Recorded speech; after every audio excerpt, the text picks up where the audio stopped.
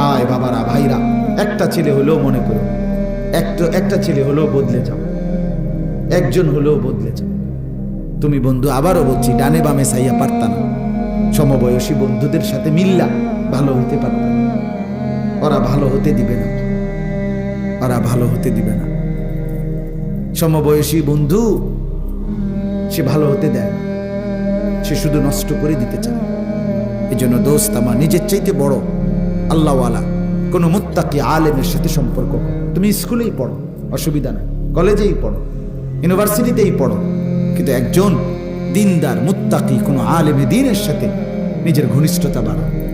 দেখবা জীবন সুন্দর হবে, আখলাক সুন্দর হবে, আখেরাত সুন্দর হবে, চলাফেরার মধ্যে আলাদা বিশেষত্ব তৈরি হবে। মানুষ বলবে, ভালো বলবে, নেককার বলবে। আমি অনুরোধ করি, পর্দার আড়ালের মা বোনদেরকে অনুরোধ করছি, আপনারা ফিরেন মা।